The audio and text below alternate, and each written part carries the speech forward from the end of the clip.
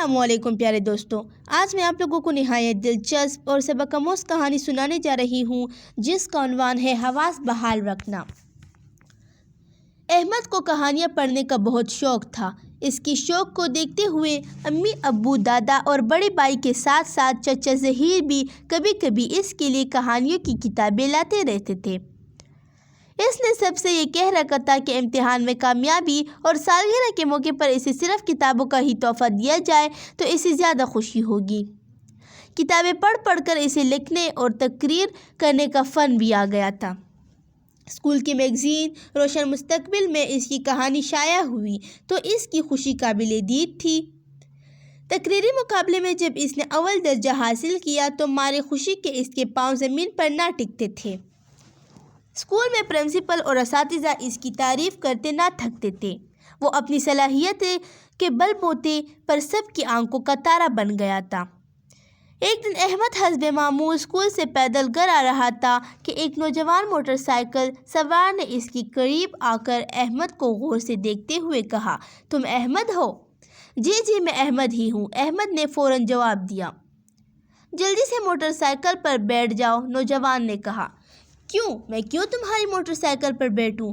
अहमद के कदम तेज़ी से घर की तरफ बढ़ रहे थे। तुम्हारे अब्बू जान एक हादसे में शदीद ज़ख्मी हो गए हैं, वो इस वक्त अस्पताल में है। तुम्हारे घर वालों ने मुझे तुम्हें लाने के लिए भेजा है। वक्त ज़ाया मत करो, जल्दी से मोटरसाइकिल पर बैठ जाओ।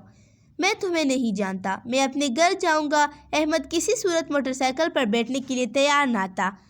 तुम मुझे नहीं जानते मगर मैं तो तुम्हें जानता हूँ। तुम्हारे अब्बू का नाम अरशद है, तुम्हारे दादा अब्दुल कयूम है और तुम्हारे बड़े भाई का नाम एहसन है।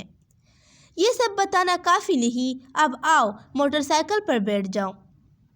नौजवान ये कहते हुए मुसलसल इसके साथ चल रहा था। मैं इसके बावजूद तुम्हारे साथ नहीं जाऊँगा, मैं सिर्फ़ और सिर्फ अपने घर जाऊँगा, दादा जान और अम्मी जान से मिलूँगा। जाओ यहाँ से वरना मैं शोर मचाकर लोगों को इकट्ठा कर लूँगा। अहमद की धमकी कारगर साबित हुई। नौजवान घबरा सा गया। इस घबराहट में वो तेज़ी से बाजार की तरफ जाते हुए एक राहगीर से टकराया तो पल भर में वहाँ हंगामा बर्पा हो गया। अहमद इस हंगामे से बेनियाज अपने घर की तरफ चलता रहा। वो घर में दाखिल हुआ तो दादा जान की मुस्कुराहट ने इसका इस्तकबाल किया। अहमद की घबराहट ज़दा चेहरा देखकर दादा जान ने पूछा, अहमद क्या हुआ है? अहमद ने जवाब दिया, अब्बू जान कहाँ है? अहमद से बात भी नहीं हो पा रही थी। वो इस वक्त अपने ऑफिस में है, थोड़ी देर पहले मेरी उनसे बात हुई है। दादा जान ने जवाब दिया, तो फिर वो नौजवान झूठ बोल रहा था? कौन नौजवान? दादा जान कुछ समझ ना सके थे। अहमद ने सारा किस्सा सुनाकर पूछा, इसे हमारे घर वालों के नाम कैसे मालूम हो गए? दादा जान ने इसकी हाजिर दिमागी की दाद दी और बताया, एक नौजवान लड़के ने मोहल्ले के दुकानदार से दोस्ती कर ली थी। वो घंटों वहाँ बैठा बातें करता रहता था। मेरा ख्याल है कि वो नौजवान वही होगा और ये मालूमात उसे दुकानदार से हासिल हुई होगी।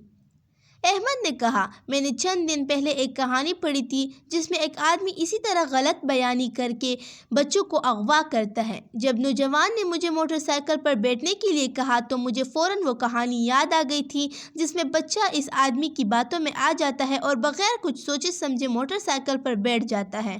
नौजवान फिर इसे एक कमरे में बंद कर देता है। बच्चा रात तक कमरे में भूखा प्यासा बंद रहता।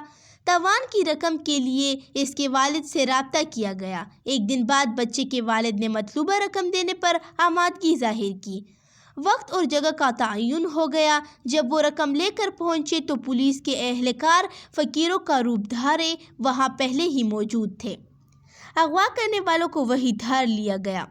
शाम तक बच्चा अपने घर पहुंच चुका था।